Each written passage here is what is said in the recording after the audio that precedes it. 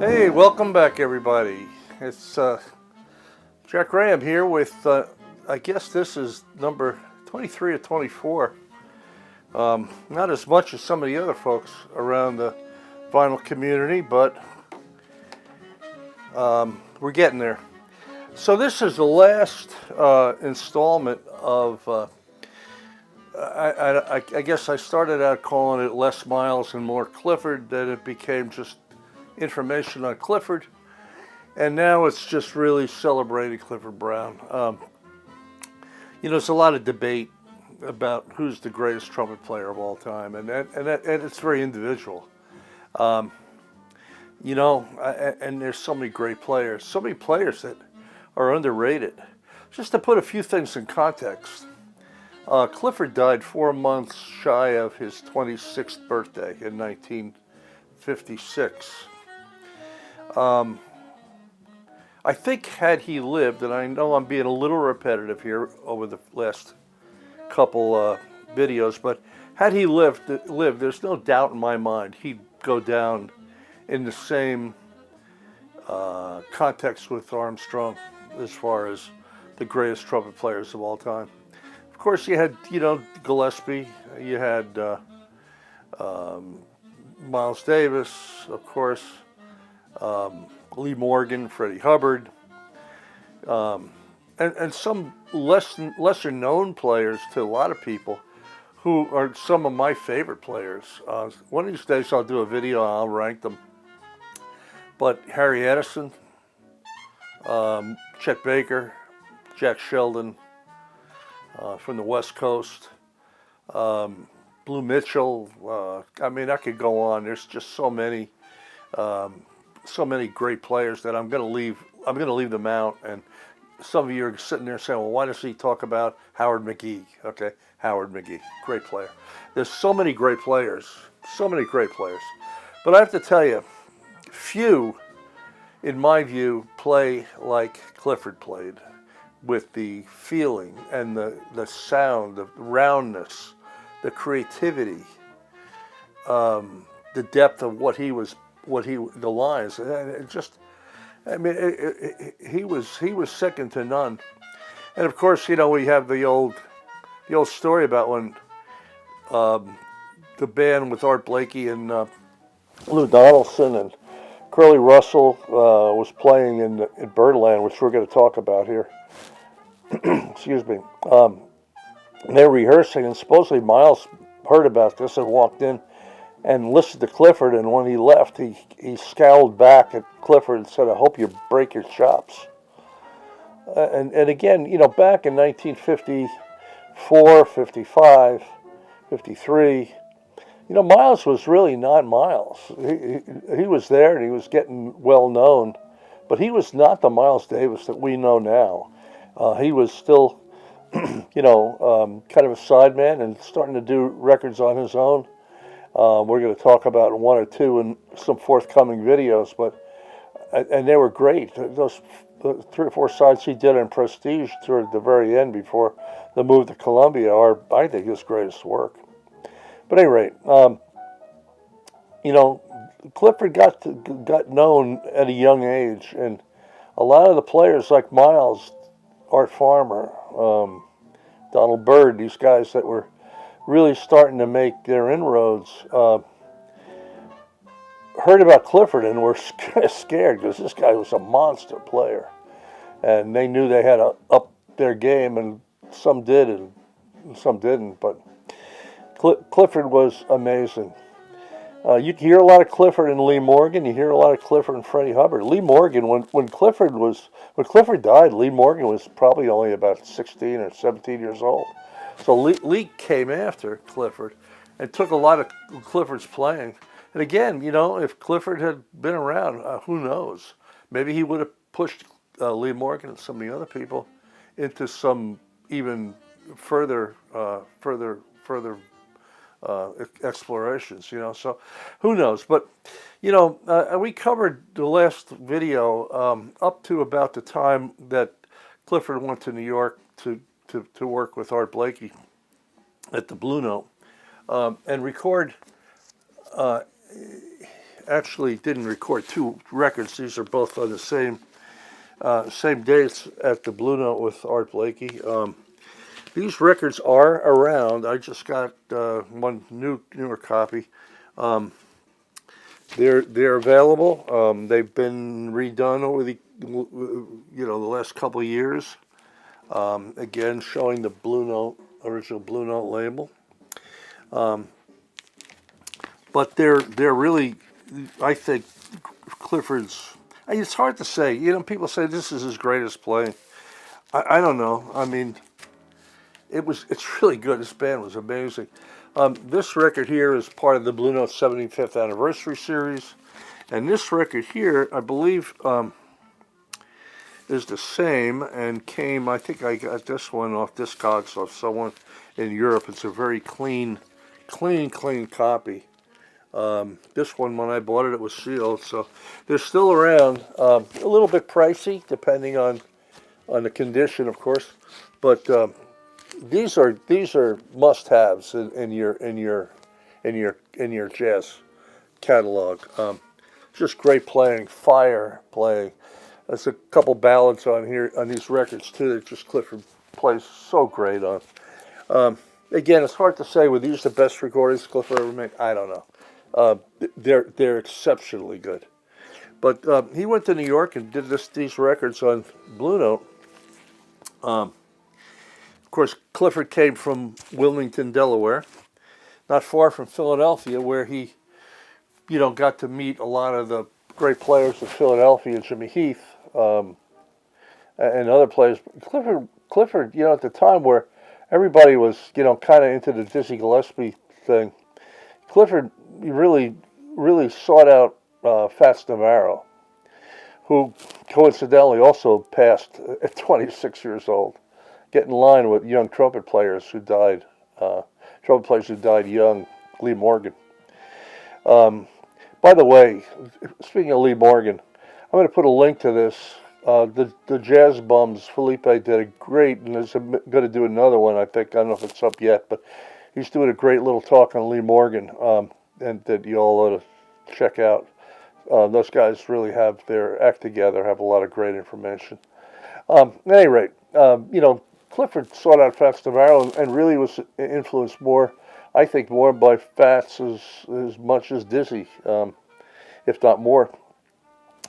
But, Philadelphia got a lot of great players, and the word got out about Clifford, and Clifford evidently was just a shy, sweet guy. In fact, there's a tune called Sweet Clifford. Trying to remember who gave him that nickname. Might have been Max Roach. I'm not sure, but he was a very nice man. He was shy. He didn't drink. He did not do drugs. He didn't look down on people who did. He didn't try to convert them, but I think he got his point across that you don't have to be on heroin to play good, like a lot of the guys were back in the day. Shortly after the New York Blue Note recordings, Max Roach flew from Los Angeles to New York to meet with Clifford, and eventually talked Clifford into coming to L.A. In 1954, I believe it was, or late 53, but early 54. They lived in L.A. They lived in the same house in Hermosa Beach, not far from the lighthouse. That house, of course, had a piano, and along with the chess matches that Max Roach and Clifford used to have, they were both pretty good chess players. They practiced, and they woodshedded, and they wrote tunes, and they prepared to put this great group together that they formed with Harold Land, George Morrow, and Richie Powell, and of course Max on drums. That made a number of great recordings on the MRC label, subsidiary of Mercury Records. But they practiced and rehearsed a lot, and it was a great relationship that those two guys had. if I recall, Clifford's first, these Blue Notes I just showed were made in 1953 at Birdland, and then I believe Clifford made another record on Prestige with Tad Dameron, maybe another one on Blue Note with J.J. Johnson, and then a Clifford Brown recording in '53 that I can't remember what label it was on. It might have been G. Norman, if I'm not sure.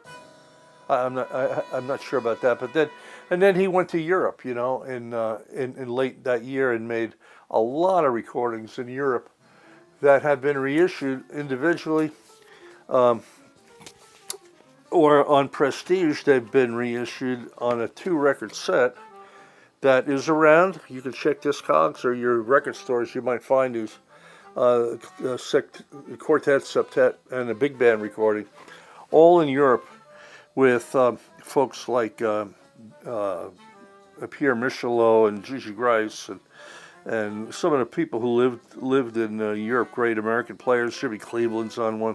Of course, Quincy Jones plays on a couple of these big band records. And these are outtakes of the trip that he made to Europe with Lionel Hampton that we talked about in the last set. These guys used to sneak out at night and make these records. It's pretty amazing stuff. And again, all great tunes, great playing, and some great people on here.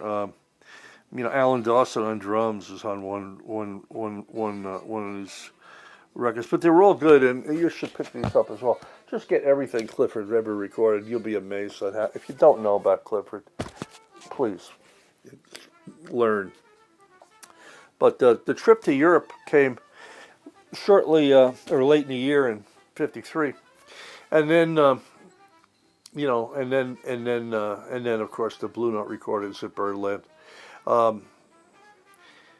Shortly after going to L.A., Clifford was starting to get a fair amount of work, and did some records on the MRC label again with some singers, Dinah Washington, Helen Merrill, Sarah Vaughan. They're around. You can also find those records reissued on Trip Records. This is a label out of New Jersey back in the late 70s or 80s that reissued a lot of those MRC records. Sonically, these are not great. They're okay, but they're around and they're relatively inexpensive if you can find them. Just know that they're not sonically, I don't think, as good as some of the certainly the new reissues of some of the Clifford Brown stuff that's been done. Recently, we talked about in Volume 1 of this sequence. We'll talk about it here in a minute. But this is the record he did. Maynard Ferguson, Clifford Brown, Clark Terry. What a diverse group of trumpet players. And Maynard plays okay on this, but he doesn't have that warmth in the tone that Clifford and Clark Terry has. You can hear a lot of Clifford and Clark Terry's playing. But again, kind of interesting record with some singers in Los Angeles. So after that, Clifford, of course, and with Max Roach and that group, made 5 or 6 great records, together, and every one of them are epic. Not one more than the other. Let's see here. I think you've probably all seen this record here. This is the record with Joyce Spring and Daoud and Persian Thoroughfare. Interesting compositions and arrangements, and well rehearsed. A very well rehearsed band. Clifford's playing, of course, is great. Harold Land's playing is great. And the whole band's amazing. I guess all I'm saying here is amazing, amazing, amazing, amazing. But it is amazing. It is amazing. Clifford's playing. But this is a great record. This is actually the second record that I ever owned, and I think I had bought this in probably had to be 62, 63 when I first started cutting into jazz at age 11 or 12. just a great record. Then we have the reissues, of course, by the recent recuts on 180 or 200 gram vinyl of Study and Brown and Basin Street. This is a great record. This is available. I think probably Acoustic Sounds and In Groove and some other people have this, but it's a great record. But all these records of Clifford Brown in with his group with Harold Land, George Morrow, Richie Powell are epic. Max Roach, just really epic stuff. I guess really that's probably about it. There's a couple other things that I had on the shelf just around. When Clifford was in L.A. prior to recording, or maybe right after one of the Marcy records, he made a record with some people. Zoo Sims, for example, is on this. Some other Jack Mondragon, Joe Mondragon, Jack Montrose is on here. I think Shelly Mann's the drummer, and Zoo Sims is on this. This is originally on Pacific Jazz, if I remember right. I have two reissues of it. One's on a label called Affinity, and one's on a label. I can't see the name of this. Is it a jazz label? Oh, Jazz Wax. I stay away from Jazz Wax records. I don't know why I picked this up, but it was cheap. It's the Affinity recording, believe it or not, is a lot better. Jazz Wax has a fair amount of issues as far as I'm concerned, but interesting group of players and great tunes, and of course Clifford that you can't miss. There's a couple compilation records around. This is one called Brownie Eyes on the Applause label. They're a group of tunes of with Clifford from a number of different recordings. There's a lot of stuff that you can find with Clifford on it. Basically, the two Blue Note, Volume 1 and Volume 2, the Art Blakey at Birdland, are must-haves. All the MRCs with the Max Roach, Clifford Brown quintet are amazing, and I would have those in your library. And of course, Clifford died really young, and which happened in late June of 1956. At that time, he was working with the same group, but not with Harold Land, but with Sonny Rollins. In fact, there's the Sonny Rollins record. I think it's called Sonny Rollins plus 4. I know Clifford Brown's on that. I think it's on Prestige, if I'm not mistaken. Sonny replaced Harold Land, who kind of got homesick and went back to L.A. And was a great replacement. Sonny was just a really great player and developing at that time, and loved Clifford Brown. A couple little stories. They used to call Sonny Rollins Nuke because he looked like Don Newcombe, the center fielder on the Cleveland Indians. Sonny didn't like that too much, and didn't take offense, but he didn't really like that. And they started calling him Roundtree, and there's another story about that as well. The other story about Clifford is he was a very mild-mannered, easygoing, clean-living guy. But from what I've read and heard, and from different other videos and other people, Clifford was quite the businessman and managed to get the band paid a lot of times when some of the places that they worked either weren't going to pay them or didn't have the money to pay them. Clifford made sure they always got paid. And of course, they played a date in Philadelphia.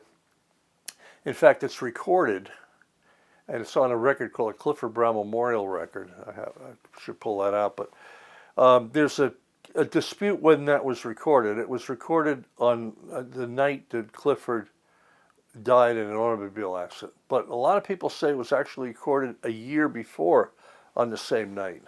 So there's kind of a confrontation on when that was. It was June 26th, but it was either 1955 or 1956. I don't know if that's ever going to get resolved. It's still an ongoing thing, but it is recorded. It is out on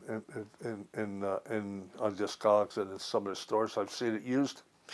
Um, and then they got in the car to drive to Chicago.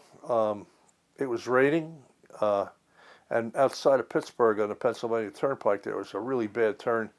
Richie Powell, the pianist, Bud Powell's brother, and Richie Powell's wife, who was driving at the time, couldn't make a curve, and they all died pretty quick in that wreck. And it really affected the jazz world immensely.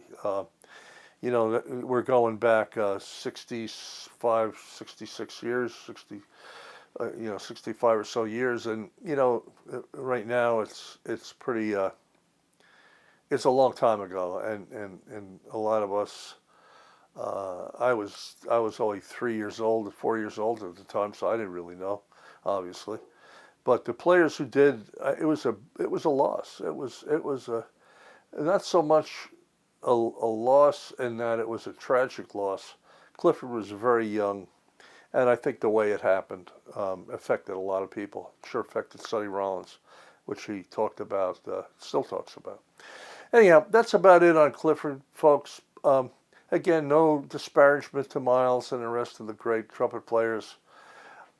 But Clifford Brown, in my view, was, without a doubt, next to Armstrong, the biggest influence in trumpet jazz work, in the history of the music. And please do yourself a favor and check him out. And we'll see you next time. We've got a couple videos coming up.